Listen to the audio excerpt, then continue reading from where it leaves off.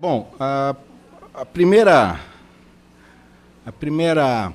observação, ou o que eu chamo primeira atenção aqui, é da ilustre presença do nosso colega Cid Vieira de Souza Filho, presidente da Comissão de Prerrogativas. Então, vocês anotam o celular dele, porque qualquer problema já aciona, e que já agora na presidência da Comissão de Prerrogativas já instituiu e inovou com a criação do grupo de WhatsApp. Como é que chama, teu Cid? Fale com as prerrogativas. Então, a Fale com Prerrogativas já é a primeira aproximação maior da comissão com os advogados. Então, o Torcídio já inovando, criou esse grupo e qualquer questão que envolva, portanto, as nossas prerrogativas, acionar o WhatsApp no grupo, que imediatamente a comissão estará prestes a auxiliar o colega que precise dessa ajuda. Então, agradecendo a presença de todos os senhores, agradecendo a presença do Dr. Cid, agradecendo ao Dr. Humberto Turso por mais uma vez me convidar a vir aqui conversar com os nossos colegas sobre o tema de direito imobiliário, que é o mercado onde eu atuo. Eu começo, então, a nossa apresentação. Deixa eu só passar para cá. Hoje, a nossa conversa aqui, pelo tema, vocês veem a atuação do advogado no mercado imobiliário. Eu quis, quando o pessoal do Departamento de Cultura me convidou para falar um tema de direito imobiliário, eu falei, sabe uma coisa que eu acho que vale a pena a gente conversar um pouco? É mostrar para o colega advogado a amplitude desse mercado imobiliário. Aonde que o advogado pode trabalhar. Se os médicos tiveram essa iniciativa de criar as várias especialidades, o advogado também está criando. E se o direito imobiliário já era uma especialidade, agora dentro do direito imobiliário, é isso que eu vou mostrar, que a nossa atuação vai ficando cada vez mais específica de acordo com os clientes e de acordo com as matérias que envolvem o direito imobiliário. E, quando eu era estagiário, isso já faz mais de 30 anos, eu me lembro que na faculdade eu tinha alguns colegas meus que trabalhavam em escritórios da área de direito tributário. Então, há mais de 30 anos, a questão de fazer tributário e fazer direito internacional era a glória. Era uma coisa, parecia que era um advogado de outra categoria. Tributário.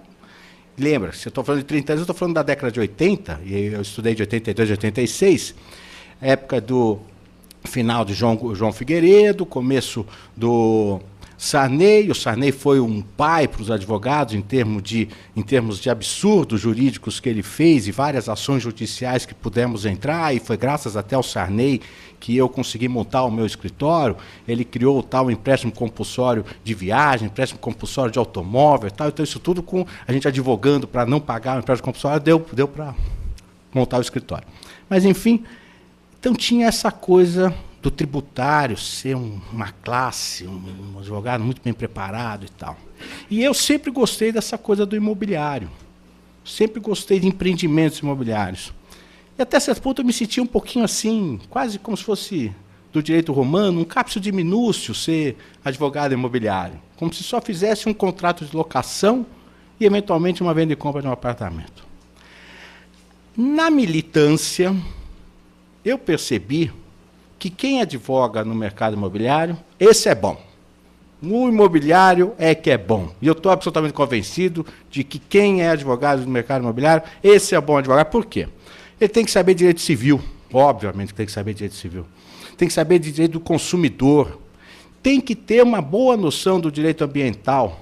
Para poder orientar bem o cliente, no mínimo uma boa noção tributária também tem que saber para não colocá-lo, o cliente, numa situação de prejuízo na negociação que faz. Tem que, quando não sabe, estar acompanhado de um criminalista, como eu faço, está sempre acompanhado de um advogado da área penal, Dr. Cid, para acompanhar e nos auxiliar nas questões penais. Tem que entender, por exemplo, de direito administrativo, quando nós estamos falando lei de uso e ocupação do solo, plano diretor da cidade, um pouquinho de direito urbanístico, que, aliás, o novo ramo do direito, o direito urbanístico, que vincula exatamente o direito civil, o direito de vizinhança com o direito administrativo. Então, enfim, eu comecei a ver que nós, do imobiliário, nós é que sabemos tudo, nós é que somos bons. E que até tem um outro direito, que esse não ensina na faculdade, esse ensina só no dia a dia mesmo, que é um direito que eu denominei de direito psicológico. Porque é o seguinte, se tem um negócio difícil, é você lidar com a psicologia ou do comprador ou do vendedor de um imóvel. Porque depois que ele decide, o teu cliente decide ou comprar ou vender o imóvel, e você juridicamente está vendo que esse negócio não pode ser feito, para você administrar a ansiedade desse cliente, é muito difícil. E aí vai o psicológico, e nós também a gente vai aprendendo isso no dia a dia. Eu vi que várias pessoas se identificaram aí, já ter enfrentado isso com algum cliente que fala que quer fazer um negócio de qualquer forma. Você fala, mas não pode, calma, vamos com cautela. Mas, enfim, a gente consegue também aprender um pouco como lidar com esse tal do direito psicológico. Mas, enfim, o que eu quero mostrar, então, hoje na nossa conversa? Que nós estamos aqui no centro da operação e nós podemos advogar e ter como clientes vários tipos de pessoas. A gente pode ter como cliente o empreendedor imobiliário, a gente vai ter como cliente o proprietário de áreas, a gente vai ter também um estruturador de negócio imobiliário, depois eu vou falar de cada um deles, lógico. E nós temos também as imobiliárias, fazem a intermediação dos negócios. O consumidor final de algum imóvel, os condomínios já consolidados, instituídos, instalados, e também as administradoras de condomínios, e, finalmente, um serviço de consultoria. E vamos explicar direitinho que tipo de consultoria que é essa. Então, o nosso encontro hoje vai ser para falar a relação deste advogado, do advogado imobiliário, com todos esses agentes do mercado imobiliário. Então, vamos lá. Um advogado com o empreendedor imobiliário. Onde que a gente atua nisso? A gente atua, por exemplo, na cautela da aquisição deste imóvel onde se pretende fazer um empreendimento imobiliário. E a cautela vai da análise do imóvel, saber a questão, primeiro básico, cartela de IPTU, no caso de um imóvel urbano, ou o ITR, no caso do rural, e a certidão de matrícula do imóvel. A gente começa analisando de antemão esses dois documentos, e depois a gente aprofunda a análise do imóvel. E também a análise das pessoas vendedoras, pessoas físicas ou jurídicas, mas depois da análise da possibilidade dessas pessoas venderem o imóvel. No que sentido? Para que não chegue a ser cogitada qualquer fraude a credores ou fraude à execução. Então, quando se faz a análise, essa cautela na aquisição de imóvel, a cautela se dá exatamente para fins de assegurar, de conquistar a segurança jurídica que se pretende ter numa aquisição de imóveis. Quando se trata de aquisição pelo empreendedor imobiliário, um cuidado a mais para nós advogados. A gente tem que ter em mente que esse empreendedor vai trazer para dentro deste imóvel terceiros, que são os consumidores. Então, a cautela para o empreendedor tem que ser maior ainda, porque como é que ele vai captar recursos do mercado, quando vende na planta, vai prometer entregar a uma unidade e, de repente, aonde se está construindo essa edificação, não pode ser construído por algum problema legal que nós, advogados, não tenhamos analisado corretamente. Então, a nossa responsabilidade de poder fazer um laudo, um parecer legal a respeito da viabilidade jurídica da aquisição desse imóvel é muito relevante e fundamental para prosseguir com a aquisição do imóvel. Para os colegas que estão chegando, tem mais 3, 4 lugares aqui na frente, se quiserem, por favor. Então, advogando na cautela com o empreendedor imobiliário. Eu escrevi aqui também uma questão como exemplo, as restrições urbanísticas. O que são as restrições urbanísticas?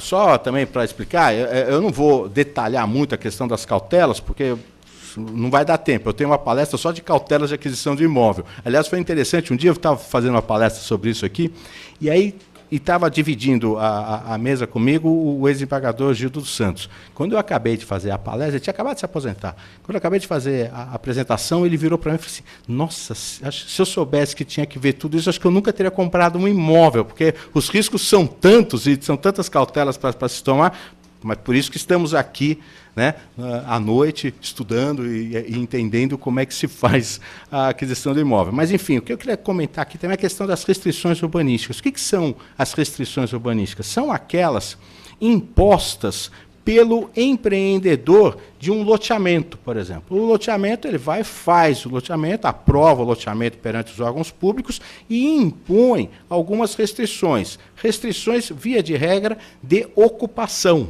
Então, por exemplo, ter apenas uma unidade habitacional naquele lote, ser uma unidade residencial e não comercial, deixar determinados recuos. Então, isso tudo são restrições urbanísticas que gravam a matrícula do empreendimento. E depois, com as novas matrículas dos lotes, essas restrições são transcritas por essas matrículas e todo mundo que comprar um imóvel vê nessas matrículas essas restrições e devem ser respeitadas.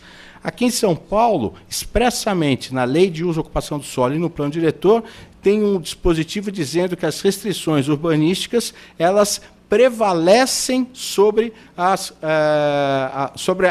os ordenamentos, sobre as normas urbanísticas da prefeitura. Então, um exemplo, se a prefeitura estabelece que o recuo deva ser, para construir, deva ser de 3 metros, mas o loteador impõe 5 metros de recuo, prevalece a mais restritiva, que é do loteador. Então, quando a gente vai comprar algum imóvel fruto de loteamento, tem que ver as origens, ir atrás do histórico para saber se não tem alguma restrição urbanística. Então, vamos lá. Advogando ainda para o empreendedor imobiliário. Eu vou redigir e vou tratar da relação com o proprietário do imóvel onde a gente pretende fazer esse empreendimento. Então, que tipo de relação nós vamos manter? Qual é a estrutura jurídica dessa transação imobiliária? Nós vamos fazer uma venda e compra, nós vamos fazer uma permuta, nós vamos fazer a permuta com coisa futura, nós vamos fazer uma permuta, aquilo que hoje se chama de permuta financeira, que, na verdade, é a participação do proprietário do imóvel dentro do resultado do futuro empreendimento. Nós vamos fazer permuta financeira, permuta com torna, então um pedaço pagas com imóvel do próprio local, outro pedaço paga em dinheiro. Enfim, essa estruturação toda a gente também prepara advogando para o empreendedor imobiliário. Acompanhamos também, como advogados do empreendedor, a aprovação do projeto. Quando se trata, então, de um loteamento, a atuação do advogado é mais marcante ainda, porque tem mais coisas para fazer, para acompanhar junto à aprovação e junto ao registro de imóveis. E, justamente, depois de aprovado o projeto, temos que levar a registro, no cartório de imóveis, o memorial de incorporação ou o loteamento aprovado. Temos que preparar a minuta do contrato padrão dessas unidades que serão objeto do empreendimento imobiliário. Isso é muito importante, o acompanhamento do material publicitário. Muitas vezes, você lê algumas coisas nas propagandas, né, nas mensagens publicitárias, que são encantadoras e que não é exatamente aquilo. Então, nós, como advogados, a gente tem que alertar o cliente. Você vai conseguir cumprir isso? Vou dar um exemplo bem simples, mas muito marcante. Um dia eu li uma propaganda dizendo o seguinte: o empreendimento tal, a 15 minutos da Faria Lima. Agora me diz, em 15 minutos eu nem atravesso a Faria Lima. Então, como é que pode falar que o empreendimento está a X minutos na cidade de São Paulo? É lógico que você corre o risco de fazer uma falsa afirmação. 15 minutos na Faria Lima? Na Faria Lima, mas nem com as bicicletas do Haddad a gente consegue atravessar em 15 minutos. Então, não dá. Então, assim, não põe a 3 quilômetros, aí sim, porque você prova qual é a distância. Agora, vai falar minutos para quê? Outra coisa do material publicitário, aí como advogados, bom, na verdade, é até como advogado, tanto do empreendedor como do consumidor, deixar claro nos empreendimentos como estes empreendimentos serão entregues na questão de área comum. Porque a gente vê, muitas vezes, fotografias da piscina com as cadeiras, solário, ombrelones, as salas ginásticas com um monte de equipamento, o hall todo decorado. Mas espera lá, vai ser entregue dessa forma? Essas áreas comuns serão entregues equipadas? Ou isso era só mero ilustrativo, que às vezes a gente vê lá, né? Fotografia com desenhos, mero ilustrativo e tal, e depois isso tudo não está lá entregue, você toca gastar dinheiro para preencher isso tudo dentro do teu condomínio. Então, precisa deixar claro nas mensagens publicitárias o que efetivamente será entregue para o consumidor final.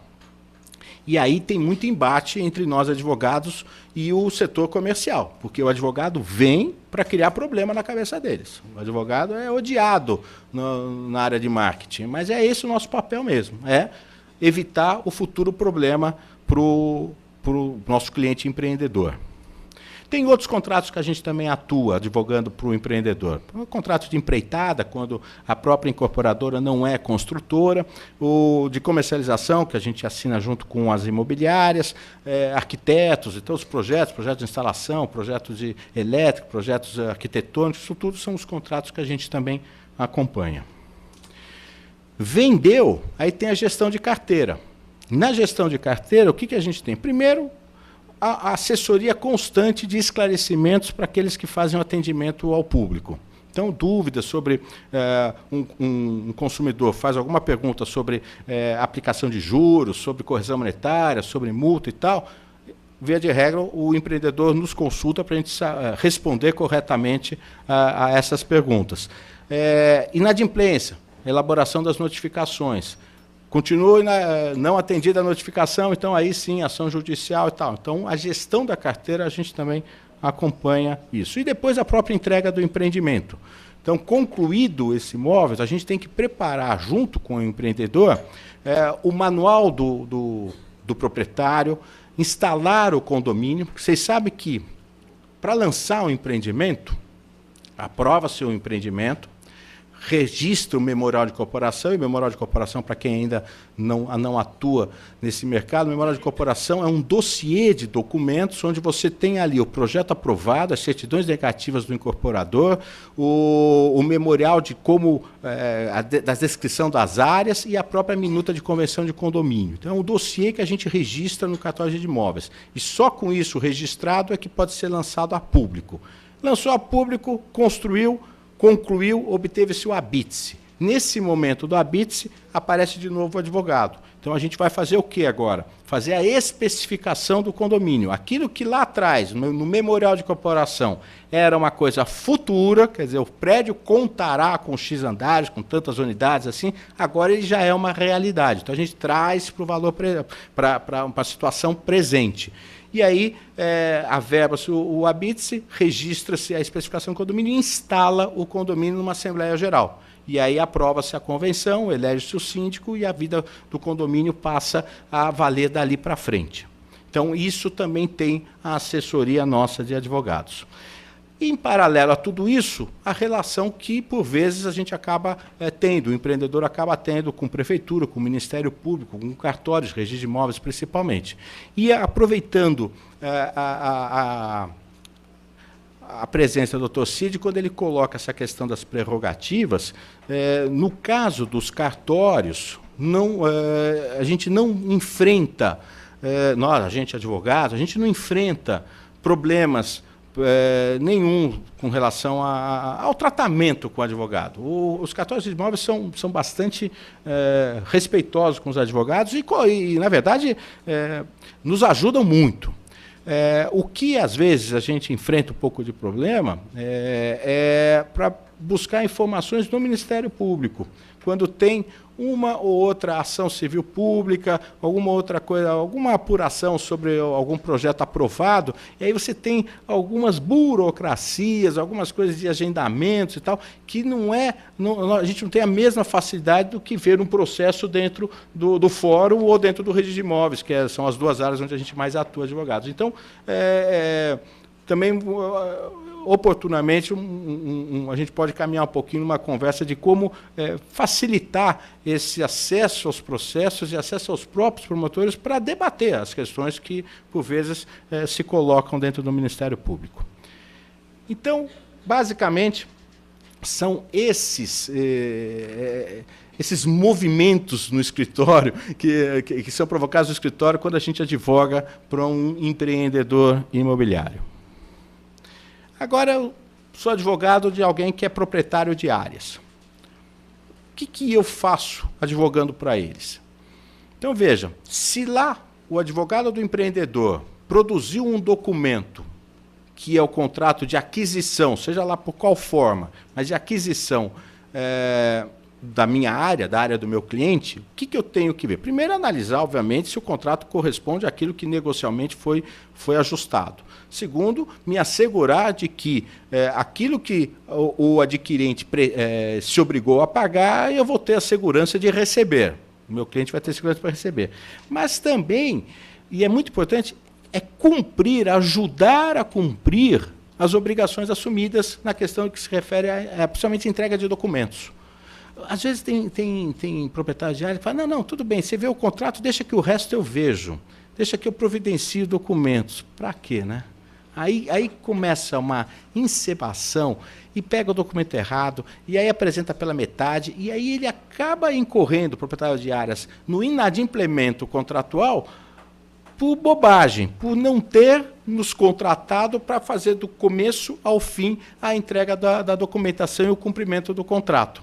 Então, tem essa questão de acompanhar todo esse processo de aquisição de imóvel, e no que se refere à estruturação jurídica, aí vale não apenas a gente cumprir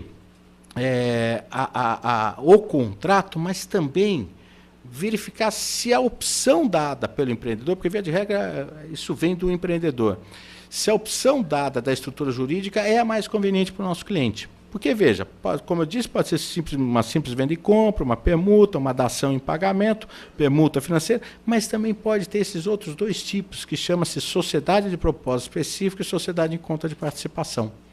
O que é a sociedade de propósito específico? É a constituição de uma sociedade CNPJ, então é uma sociedade na junta comercial registrada, onde eu, proprietário do imóvel, integralizo no capital social da empresa a minha cota-parte mediante a conferência do imóvel ao capital social dessa empresa.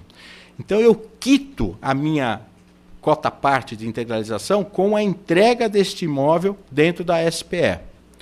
E isto vale um X% da SPE.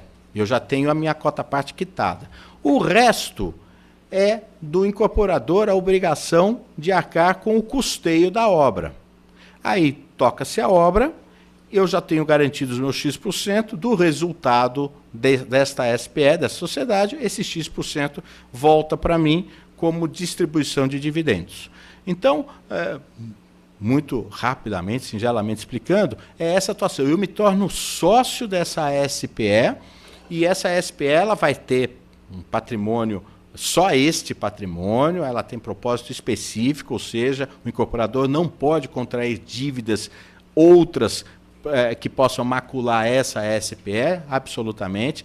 A gente pode até ser mais rigoroso e não só ter uma SPE, como também colocar aqui um patrimônio de afetação, que é uma forma de garantir ainda mais que nada macule essa empresa e garanta, portanto, também a entrega das unidades para o consumidor final. Enfim, tem alguns instrumentos de segurança que o proprietário de áreas pode, se ele quiser oferir alguma vantagem maior e entrar no risco do negócio imobiliário, ele pode entrar por uma SPE. Mas ele pode também entrar no risco do negócio, não se expondo como sócio, mas participando da SCP, da Sociedade em Conta de Participação, onde então o que acontece? Ele confere da mesma forma o imóvel dele para uma sociedade do incorporador, mas mantém uma sociedade em conta de participação, que é, como vocês sabem, uma sociedade não personificada, mas ele mantém uma SCP e vai ter os seus rendimentos, também distribuição de dividendos. Eu estou fazendo questão de dizer da distribuição de dividendos porque já distribuídos dividendos não tem nova tributação, tributa-se apenas a sociedade incorporadora, que em sendo incorporadora tem uma alíquota interessante, que é de 7% sobre o faturamento. Então, a pessoa física o proprietário já recebe isso como distribuição de dividendos via SCP. Então, essas formas, essa estruturação jurídica é que nós, advogando para o proprietário de área, a gente vai estudar cada caso e ver qual que é mais conveniente para o nosso cliente proprietário de áreas.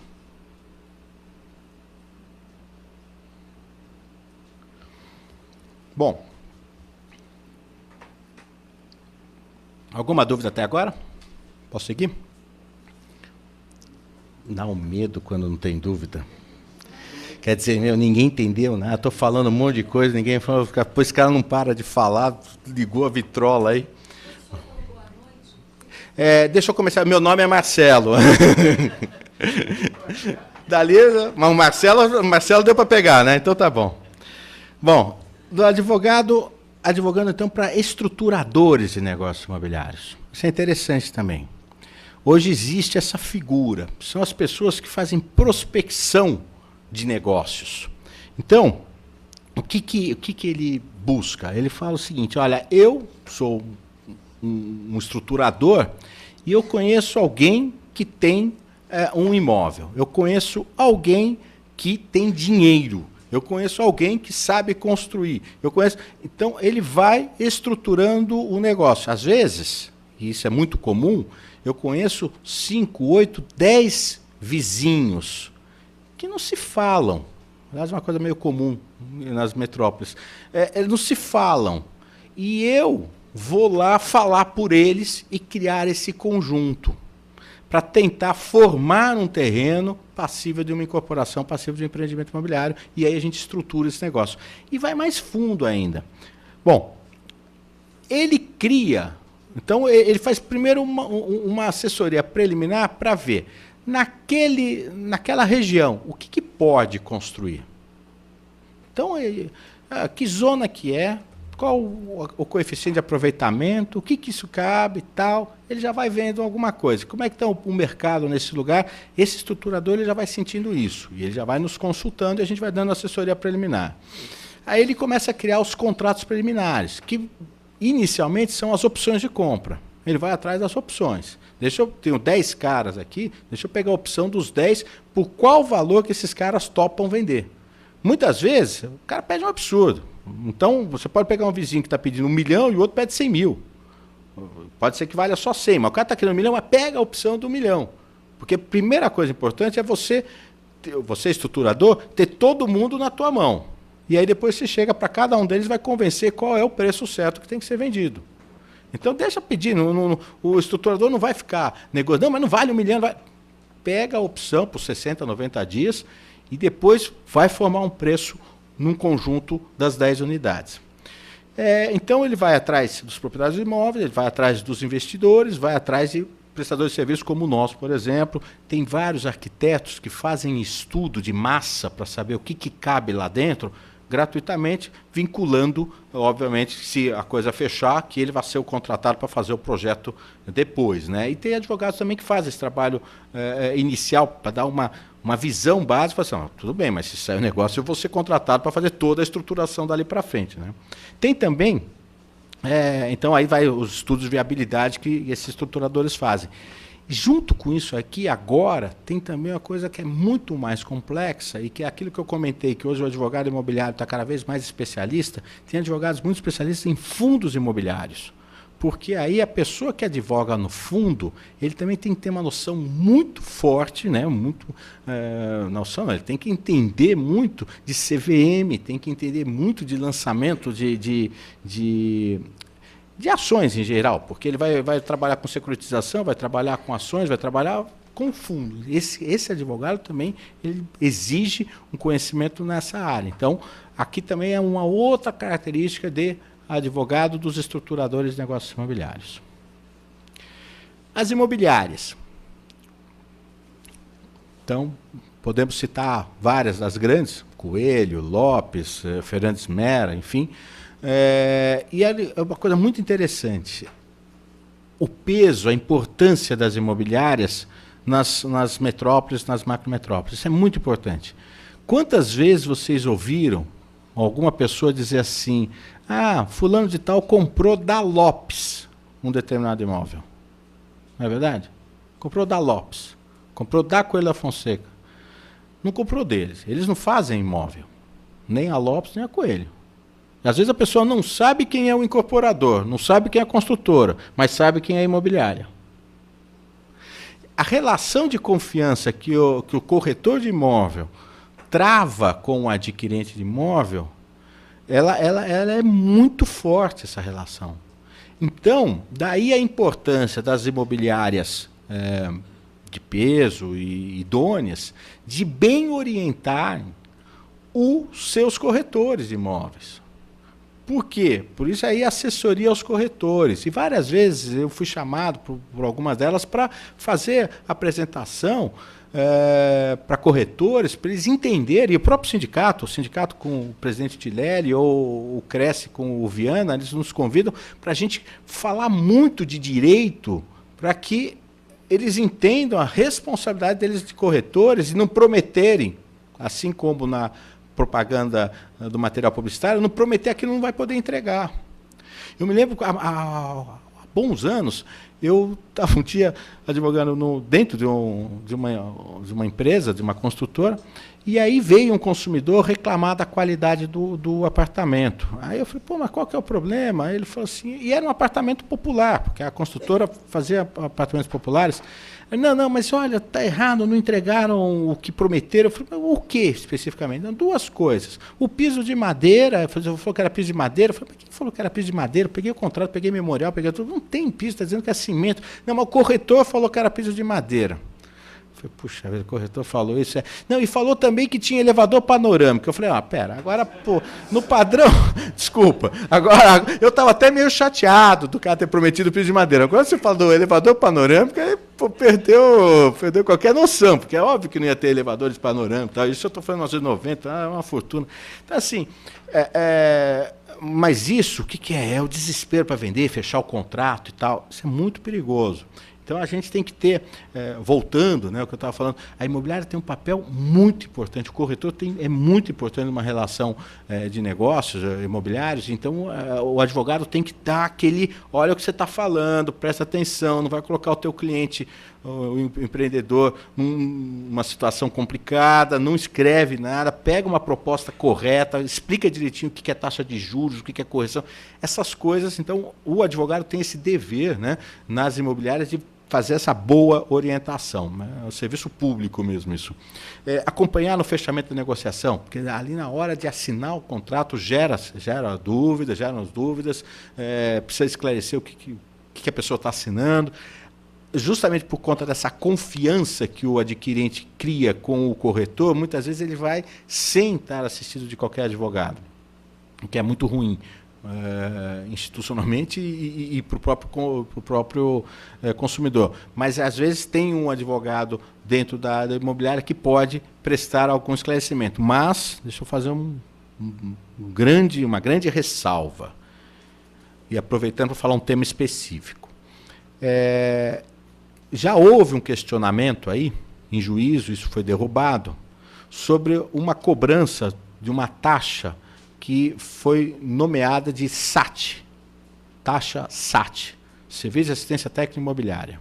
Essa taxa é totalmente indevida. Então, aquelas imobiliárias não cobram mais. Se uma ou outra cobrar, é exceção, não cobram mais, de tanta briga que já teve e terem perdido todas. Essa taxa não pode ser cobrada e era cobrado 0,8% do valor do contrato, que era exatamente essa assistência do advogado da imobiliária, que muitas vezes não estava lá, e que, na verdade, não estava dando assessoria ao comprador, ele estava dando uma assessoria para o negócio, e para o negócio sair. Não que ele estivesse defendendo os interesses do adquirente, que a gente vai falar lá na frente, o consumidor final. Então, até contando um caso também meu pessoal, estou eu advogando aqui para minha cliente, comprando um apartamento na praia, apartamentão bacana, na Riviera e tal, estou lá toda feliz e tal. Aí estamos assinando, ela pagando o cheque, pagando corretor, pagando. De repente vem um outro lá, eu olho e falo, o que é isso aqui? Aí o cara fala, não estou entendendo. Já fez cheque para o cartório, cheque para a incorporadora, cheque para o corretor. E essa outra aqui? Não, essa é aquela taxa, né, Marcelo? Aquela taxa, né? Aí, o colega que estava cobrando chamava Marcelo também. Eu falei, Marcelo, é o seguinte, assim você está me ofendendo. Porque é assim, se você está cobrando para dar uma assessoria imobiliária, quer dizer que eu não estou dando. E eu estou aqui. Você está no meu escritório, você está dizendo que eu no meu escritório não estou dando assessoria. Não, pelo amor de Deus, não é isso. É que você sabe, é uma praxe. Eu falei, não usa esse termo. Praxe é a típica expressão de quem não tem argumento. Quando você não tem argumento, isso é praxe. Não fala isso. Não fala. Esquece. Se você falar para pagar isso, vamos rasgar o contrato agora. E devolve todos os cheques. Nossa senhora, o corretor ficou desesperado, porque o corretor ia perder a comissão.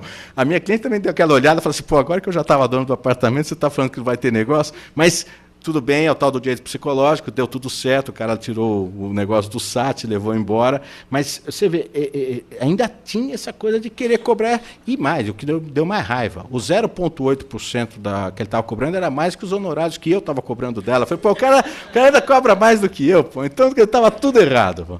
Mas enfim, então, olha, apesar de ter, eventualmente, numa negociação, um advogado da imobiliária na mesa, dando um ou outro esclarecimento, ele não está falando em nome do cliente comprador. O cliente comprador ou ele leva o seu, ou ele está à mercê das conversas ali que estão saindo na mesa de negociação. É também importante, e hoje a maioria das compras, das transações imobiliárias são feitas com financiamento imobiliário, você ter um rol de documentos a serem apresentados, a serem cumpridos. Então, isso também, assim como eu estava comentando, da gente, quando vende um imóvel, ter que acompanhar o vendedor na apresentação dos documentos, aqui também na questão de formar essa paz, formar esse processo de autorização, de aprovação de financiamento, também é importante a participação do advogado. Advogando para o consumidor final.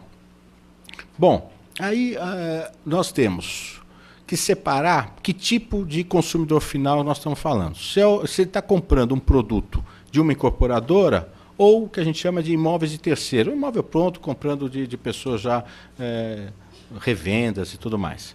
Porque se for de uma incorporadora, o que cabe a gente fazer? Verificar a regularidade da documentação do empreendimento. Então é ver se está o empreendimento aprovado. Aí você vai ver na matrícula o registro do memorial de incorporação, ver quando que esse projeto foi aprovado. Também é interessante, às vezes, umas coisas assim que a gente presta atenção. Então, está lá, o empreendimento foi aprovado, nós estamos em 2016, em 2012.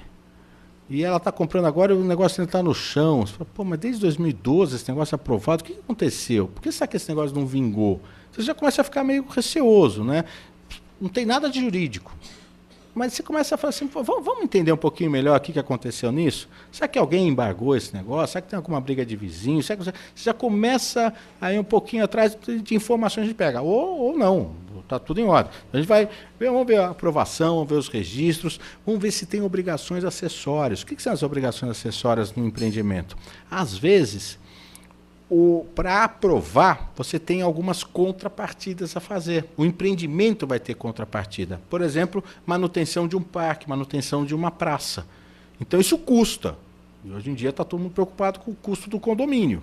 Aliás, vocês viram que saiu essa semana aí, ou na semana passada, que custo condominial foi superior ao IGPM, né? Então, o custo específico de condomínio está maior do que um dos índices de inflação. Então, você ainda vai ter uma outra despesa, um outro ônus de ficar mantendo, por exemplo, uma praça. Interessa, não me interessa? Então, enfim, é importante a gente tomar conhecimento se isso existe ou não.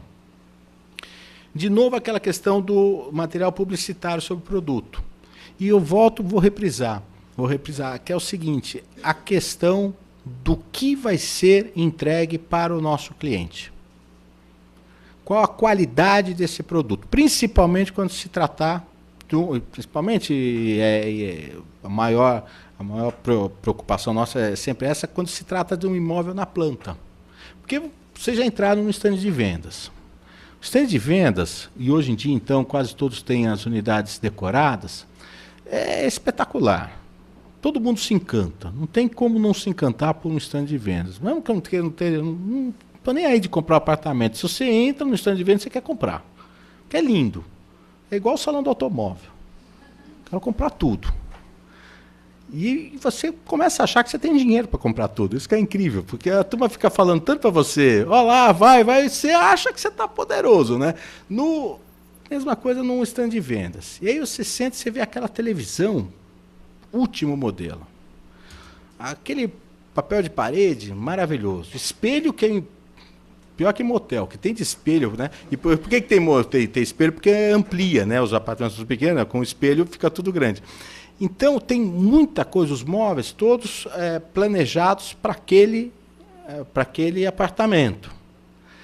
E se for ver, o custo da decoração todo, o jeito que está, com aquela florzinha, copo, tem tudo, né? Xícara, tem tudo lá.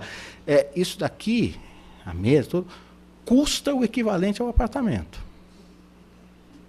Então, o que a gente é? Aí vai o chato do advogado falar para o cliente, ó. Você não está comprando com isso pronto. Você vai ter que botar a pia, olha aqui no memorial. A pia está dizendo que é outra.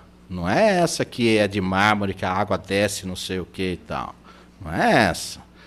O piso, não é, ele vai te entregar com cimento. Não é esse laminado, não sei o que e tal, madeira e tal.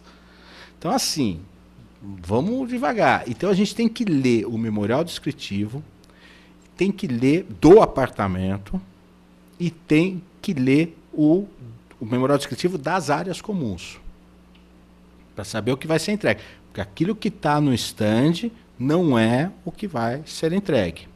Aí um erro comum que alguns clientes fazem quando às vezes nos procuram sobre a questão de metragem. As áreas. É engraçado que sempre me falaram que matemática é uma área exata, né? A matemática é exata. Não é. Na construção não é exata. Porque tem tanto tipo de área que a gente não sabe muito bem de que área que nós estamos falando. Então tem área real privativa, área comum, área construída, área tal, área equivalente, várias coisas. Então o que é importante explicar para o cliente? Para nós, eu vou simplificar com 2 tipos de áreas. Que na verdade são 2 parâmetros. Um parâmetro é o quadro da ABNT, Associação Brasileira de Normas Técnicas. Esse é um parâmetro da ABNT. Outro parâmetro é aprovação na prefeitura. É o Código de Obras da Prefeitura. Cada um tem um tipo de área. O que se vende está na ABNT. Então a gente vai ver o memorial descritivo. Desculpa, no memorial de incorporação, você vai ver lá o quadro da BNT, você vai ver o que tem de área real privativa aquele apartamento. E aí, para explicar para quem não está no mercado, a área real privativa de um apartamento abriu a porta, você entrou dentro do seu apartamento, aquilo tudo é área real privativa. Na hora que você entrou para dentro do teu apartamento. Terraço é área real privativa. O hall do elevador é área comum. A piscina é área comum.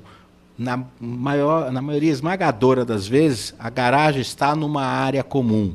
Os depósitos de garagem estão numa área comum. Os depósitos que ficam na garagem estão numa área comum. Depois você pode especificar que é área comum, mas de uso exclusivo. E aí segrega. Isso tudo vai estar no memorial de incorporação. E é isso que a gente precisa ler para explicar para o cliente o que ele está comprando. Não, a vaga de garagem é ali. Vamos ver se é ali. Por quê? Porque não, está dizendo, vamos ver o que se fala de vaga de garagem. É rotativa, é indeterminada, é sujeita a manobrista. 99% dos empreendimentos de 1980 para cá é com manobrista. Então, precisa ler, a gente tem que ler para explicar para o cliente que ele está comprando. Então, área real privativa é aquilo que está dentro do apartamento. E por que eu falei especificamente do terraço? Terraço é a área real privativa que a gente compra a preço de área real privativa. Por que eu estou falando isso? Porque para a prefeitura, que é o outro parâmetro, você tem áreas computáveis e áreas não computáveis. Então, o que a gente tem quando a gente aprova um projeto? Você tem um terreno, vou fazer um exemplo, terreno de 1.000 metros quadrados, onde você tem um coeficiente de aproveitamento 2. Se o coeficiente é 2.000 metros de terreno, eu posso construir 2.000 metros quadrados de área computável. Vagas de garagem, exceto nas ZEUs, nas zonas de estruturação urbana, que é uma zona específica, nas outras, a vaga de garagem é não computável. Então, subsolo de vaga de garagem tal é área não computável, não está nesses 2.000 que ele vai poder construir. O que também não está considerado computável, e que é não computável? Os terraços. Por isso que eu quis fazer questão de dizer que na hora de vender área real privativa, o terraço é a área real privativa que vende a 5, 6, 8 mil reais o metro quadrado. Para a prefeitura, o terraço não é computável, desde que esse terraço tenha um determinado limite, uma projeção de X% e que essa projeção de até 10% da face e que ele corresponda no máximo 20% da unidade e tal. Tem uma regrinha lá, uma equação, que esse terraço fica sendo não computável. Por isso que o mercado imobiliário, inteligentemente, adotou maciçamente o espaço gourmet no terraço. Porque o terraço é não computável. Então, não entra nesses 2.000. Então, na verdade, em números gerais, assim, constrói os 2.000 e mais 200 metros, praticamente 10%, dá 2.200 metros quadrados de área construída. Com esses 200 metros a mais, ele vende como área real privativa, mas não está computável dentro do coeficiente da prefeitura. Não tem sacanagem nenhuma, isso é absolutamente legal, mas só para explicar a lógica e explicar essas coisas das metragens. Até porque, às vezes, você vê no IPTU uma determinada metragem que não bate com a tua escritura, porque a tua escritura vai estar fazendo referência ao quadro da ABNT. Então, quadro da ABNT é o que está dentro do memorial de incorporação. Tem lá os quadrinhos, coluna 23, 27, tal. A gente tem que ler essas colunas e entender que metragem que que o nosso cliente está comprando. E no memorial de incorporação é que regra a questão das garagens, que é um ponto super conflituoso dentro de condomínio. Prefeitura é outro tipo de metragem, não tem nada a ver com área construída, não tem nada a ver com essa outra área de real privativa. Tá ok? Falando da questão eu falei agora de garagem, que é conflituoso porque tem aquela coisa dos 5 Cs, né? Quais os problemas de condomínio, né? Condomínio começa com C. Então, tem 5 Cs de problema. Carro, cano, por causa dos vazamentos, cachorro, criança e cunhado. Aí tem uma turma maldosa, sabe qual que é o outro que fala? Corintiano, que eu não aceito essa provocação. Corintiano não provoca problema, ele é agregador, então esse não vale. Bom, análise de material publicitário, então está aí o material publicitário, então toda essa análise para saber o que o nosso cliente está comprando. E é lógico, a questão do contrato, né? Aí vamos analisar o contrato de venda e compra de um imóvel na planta. Primeira grande preocupação, ver quem está vendendo, quem é incorporador. Porque eu volto a dizer, ninguém compra da Lopes, da Coelho, da Fernandes Mera. Compra-se da incorporadora. É ela que vai ter a responsabilidade civil de responder pela qualidade, pelas multas e tudo mais. Então, o que a gente tem que analisar? Primeiro, entrar nos sites dos Googles da vida e ver se tem muita demanda contra ela, se tem muita reclamação contra essa incorporadora, se é uma incorporadora de muitos anos, se ela tem respeito, se ela constrói bem, qual que é o histórico dessa empresa. A gente tem que ter esse cuidado, saber com quem a gente está negociando. Então, normal, vamos ver quem que é o incorporador. Segunda coisa, qual é o prazo de entrega? Lembrando o seguinte, que hoje, nos últimos anos, então, isso é muito claro, que todos os incorporadores têm a preocupação de deixar claro a questão do prazo de tolerância. Andou tendo algumas discussões jurídicas e tal, mas na maioria das decisões são no sentido de que pode haver, sim, a previsão no contrato de prazo de tolerância. Aliás, tem 2 projetos de lei que estão correndo agora foi para o Senado, foi aprovado na Câmara, está no Senado, validando expressamente a questão do prazo de tolerância. Então, via de regra, você vai encontrar os incorporadores falando, olha, a unidade vai ser entregue dentro de 36 meses, mais 6 de tolerância. Então, para que serve os 6 meses? Para que, se não entregar dos 36, você, consumidor final, não possa alegar inadimplemento, rescisão do contrato e aplicação de multa. Não, espera um pouquinho, tem mais 6 de tolerância. Então, dentro desses 6 tem que entregar. Então, a primeira coisa é entender quando que é o prazo real de entrega. E para o nosso cliente já tem que falar para ele, ó, já conte com esses 6 meses a mais. Preço. Preço e forma de pagamento. Também é outra coisa que muitas vezes as pessoas se perdem. Por quê? Porque entram na questão da campanha falando parcelas por tantos reais. Espera um pouquinho. Essa é uma parcela que vai ser esse valor aplicado durante o prazo de construção. Depois da construção e a parte do financiamento tem juros. Então, entenda o que é um juros calculado pela SAC ou pela tabela Price, pelo sistema SAC ou pelo sistema da tabela Price. Tem que entender que juros, e que juros não é correção monetária. As pessoas ainda fazem essa confusão. Correção monetária é uma coisa, juros outra coisa. E a correção monetária, o que se aplica normalmente é INCC, Índice Nacional da Construção Civil, durante a obra, e IGPM pós-chaves, quando o financiamento é direto com a construtora. E pós-chaves, IGPM mais juros de 12% ao ano.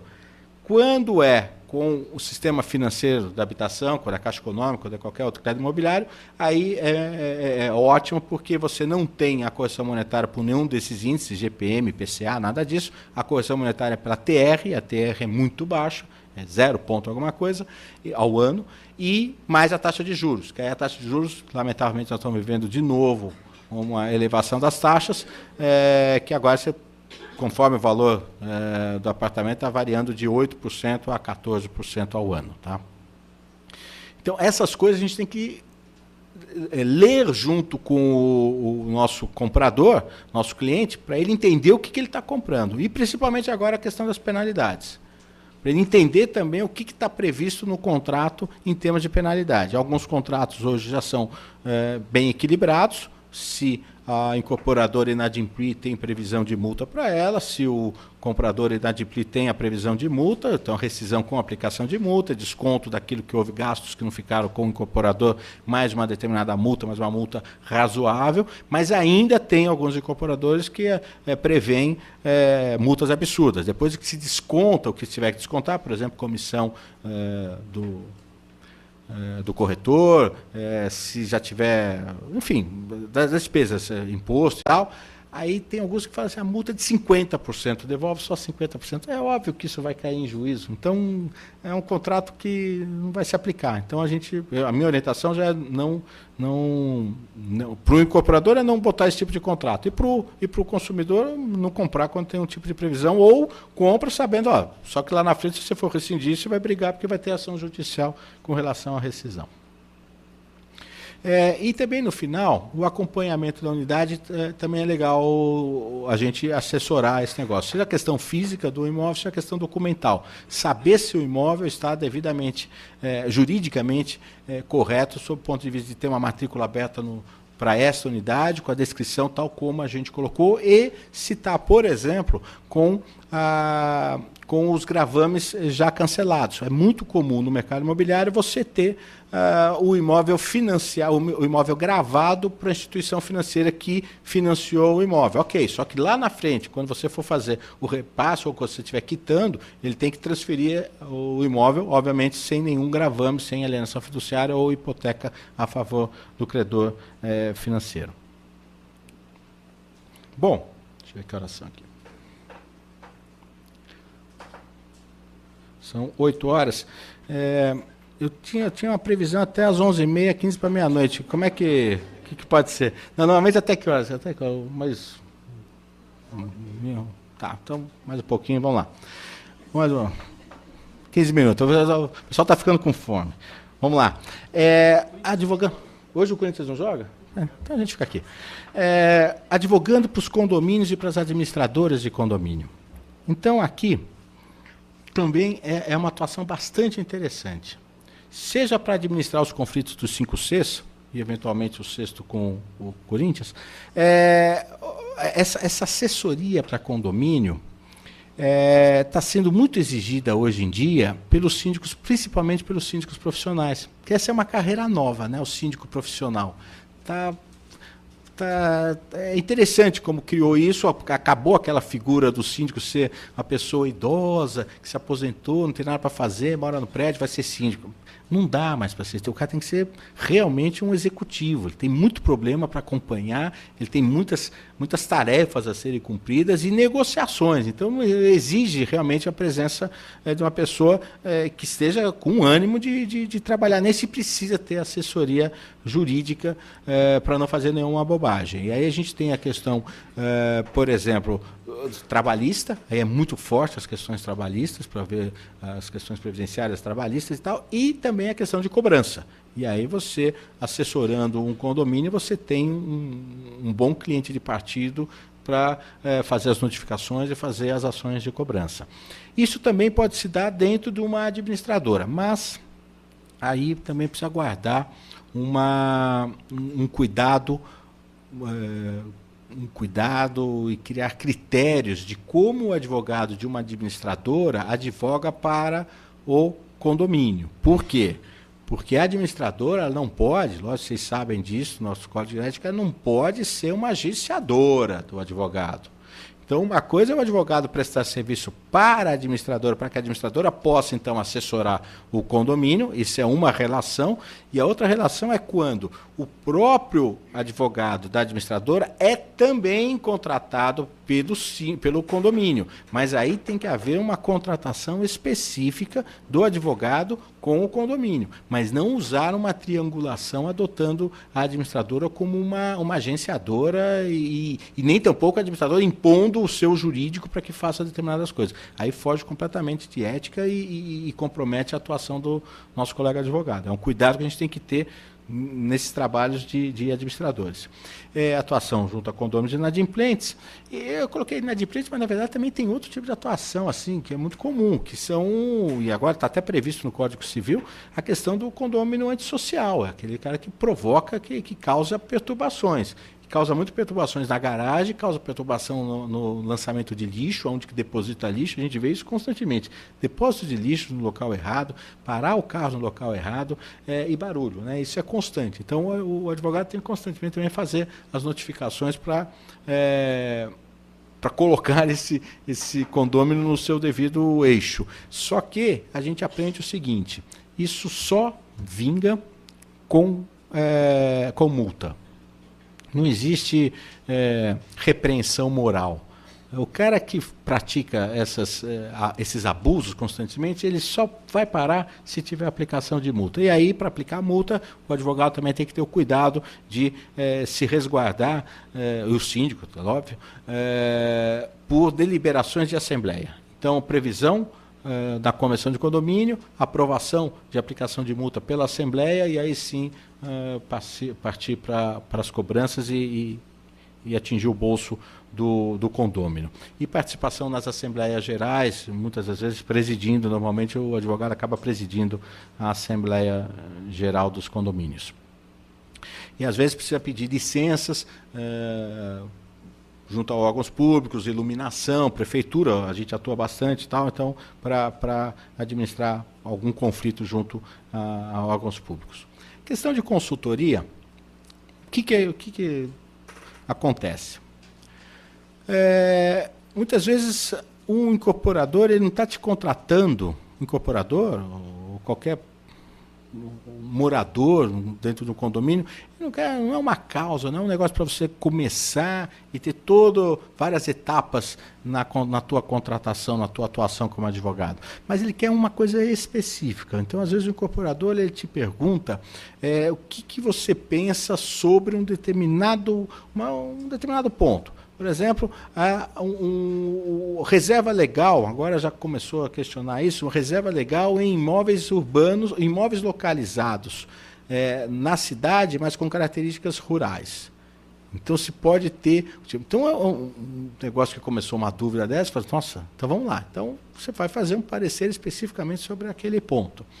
Dentro do condomínio, então a questão dos protestos do condomínio. Pode ou não pode protestar? Então você não está atuando, você não é advogado constante do condomínio, você não é advogado administrador, mas às vezes te consulta assim, posso ou não posso protestar um boleto de despesas condominiais? Então aí vai as opiniões legais específicas.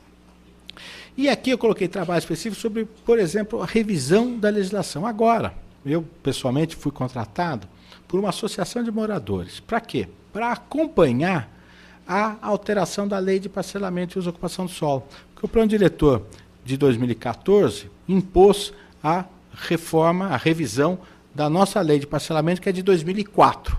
Então, essa lei de parcelamento parcelamento, uso e ocupação do solo está sendo revisada agora, e essa associação de moradores, para a defesa dos seus interesses lá do bairro deles, querem que eu acompanhe e me manifeste, até sugira uma ou outra emenda dentro do projeto de lei. Então, o projeto de lei foi encaminhado pelo prefeito Haddad, o PL 272, foi indicado o relator, o Paulo Frange, o vereador Paulo Frange, para ser o relator. A gente apresentou lá algumas emendas, especificamente sobre corredores, a zona corredor, chamada ZECOR, e o relator acolheu o que a gente estava propondo, levou para a primeira votação, que foi em dezembro do ano passado, foi aprovada a primeira votação, e agora, provavelmente dia 17 de fevereiro, ou ainda em fevereiro, vai voltar em votação. O vereador está acreditando, o Frange está acreditando que em 17 de fevereiro vote em segunda votação, e aí depois vai para o veto ou não, sanção do prefeito. Mas, enfim, então, essa atuação também de acompanhamento legislativo, também o advogado faz. Representando aqui a OAB, eu fui para Brasília numa audiência pública para tratar exatamente do prazo de tolerância e da aplicação de multa para as incorporadoras no caso de atraso da entrega. Então, esse tipo de atuação a gente também no mercado imobiliário a gente acaba atuando. Então, aí vai nesse sentido de consultoria em geral. E aí depois a gente vai então atrás do nosso cliente, que é o mais importante, né, que nos faz estar vivos e ávidos para poder advogar. Eu agradeço bastante a presença de todos, eu fico bastante envaidecido de ver o Salão Nobre da nossa ordem lotado para ouvirem falar sobre direito imobiliário. Eu para encerrar, eu queria só lembrar um filme que eu assisti. E eu sempre esqueço, o nome dela é Jennifer Aniston, né? Aquela que fez o Marley e eu, né? Aquela loira. É um filme com ela e com uma outra pessoa, aí, eu esqueci o nome do ator, mas ele era um ator que ele era uma pessoa que fazia palestras de autoajuda. Autoajuda. E eu acho que autoajuda só ajuda o cara que faz a palestra, que ganha dinheiro com o livro e tal, porque o resto tudo, ele fala só o que a gente quer, né? O cara se autoajuda mesmo. Vende livro pra caramba, faz palestra, ganha fortuna. Mas, enfim, ele estava lá falando disso, aí depois ele saiu, ele pediu para todo mundo da sala, se passava isso em Nova York, vamos sair. Aí saiu todo mundo no meio da rua, Quinta Avenida e tal. Aí ele falou, e aí? Cada um olha, aí todo mundo olhando a rua, agora volta. Voltou e falava assim, o que você está vendo? Aí um falou assim, o que você viu, né? O que você viu? Ah, eu vi um camelô vendendo relógio. Ah, eu vi o fulano lá, o taxista, eu vi não sei o que e tal, rapaz. Aí ele falou, pois é, isso é o que a gente vê. Mas o que a autoajuda, o que se presta essa reunião toda aqui é para não apenas ver, é enxergar por trás de tudo o que está ali daquele camelô, daquele taxista, daquela pessoa que pegou e tal. Então, fazendo um comparativo, eu acho o máximo quando a gente chega assim, numa quinta-feira, 8 e pouco da noite e tal, a gente vê o auditório lotado de advogados. Então, uma coisa é a gente vê o auditório lotado. Outra coisa é a gente enxergar o interesse de um colega advogado de falar assim, eu quero saber mais sobre esse tema e eu vou saber mais desse tema, eu vou poder atender melhor o cliente, eu vou poder enaltecer mais a advocacia. Então, quando a gente vê um auditório lotado assim, é para dar parabéns para todos vocês que dão o tempo de vocês para poder ser um melhor advogado. Muito obrigado por vocês estarem aqui, viu?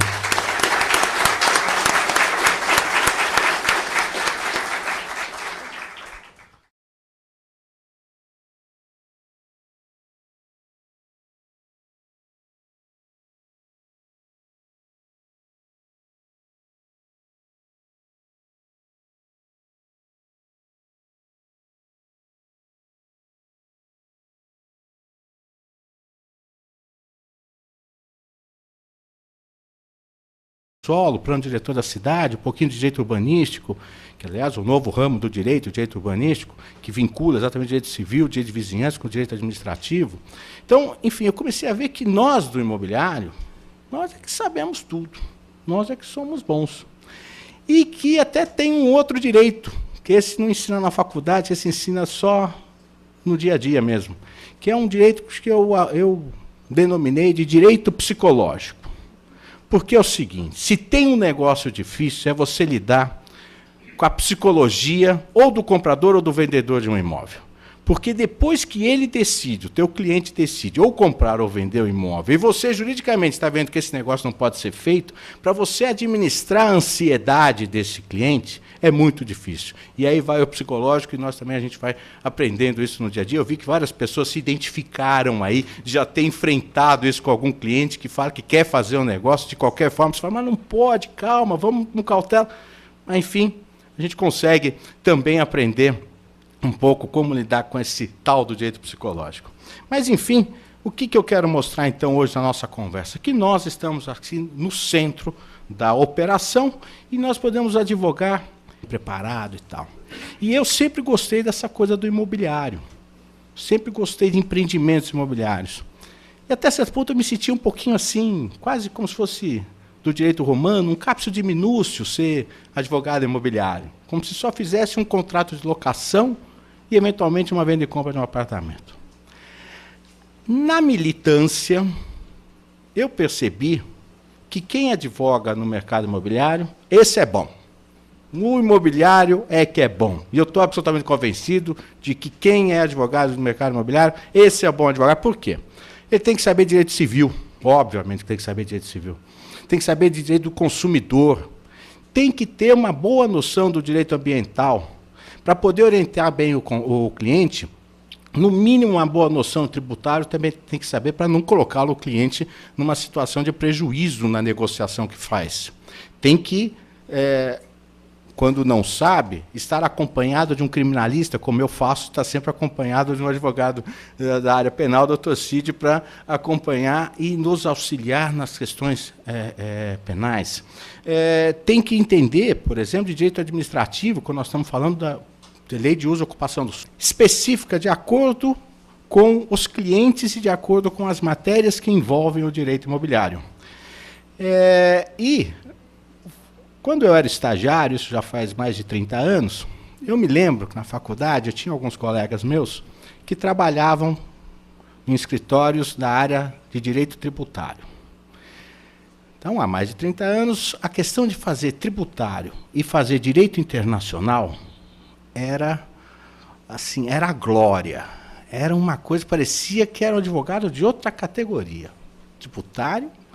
Lembra, se eu estou falando de 30 anos, eu estou falando da década de 80, e eu estudei de 82 a 86, época do final de João Figueiredo, começo do Sarney. O Sarney foi um pai para os advogados em termos de absurdos jurídicos que ele fez e várias ações judiciais que pudemos entrar, e foi graças até ao Sarney que eu consegui montar o meu escritório. Ele criou o tal empréstimo compulsório de viagem, empréstimo compulsório de automóvel e tal. Então, isso tudo com a gente advogando para não pagar o empréstimo compulsório, deu para montar o escritório. Mas, enfim, então tinha essa coisa do tributário ser uma classe, um advogado muito bem.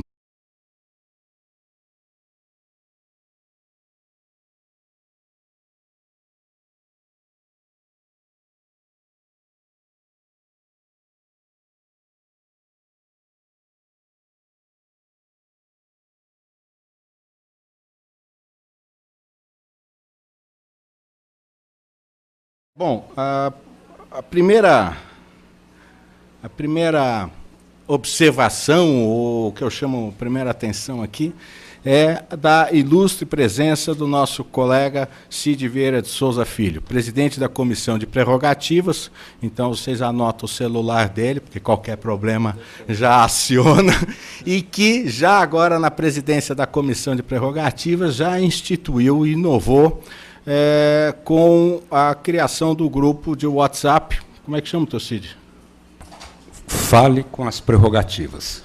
Então, a Fale com Prerrogativas já é a primeira aproximação maior da comissão com os advogados. Então, o Torcídio já inovando, criou esse grupo, e qualquer questão que envolva, portanto, as nossas prerrogativas, acionar o WhatsApp no grupo, que imediatamente a comissão estará prestes a auxiliar o colega que precise dessa ajuda. Então, agradecendo a presença de todos os senhores, agradecendo a presença do Dr. Cid, agradecendo ao Dr. Humberto Turso por mais uma vez me convidar a vir aqui conversar com os nossos colegas sobre o tema de direito imobiliário, que é o mercado onde eu atuo.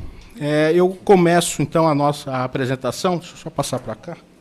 Hoje, a nossa conversa aqui, pelo tema, vocês veem a atuação do advogado no mercado imobiliário. Eu quis, quando o pessoal do Departamento de Cultura me convidou para falar fala um tema de direito imobiliário, eu falei, sabe uma coisa que eu acho que vale a pena a gente conversar um pouco? É mostrar para o colega advogado a amplitude desse mercado imobiliário. Aonde que o advogado pode trabalhar. Se os médicos tiveram essa iniciativa de criar as várias especialidades, o advogado também está criando. E se o direito imobiliário já era uma especialidade, agora dentro do direito imobiliário, é isso que eu vou mostrar, que a nossa atuação vai ficando cada vez mais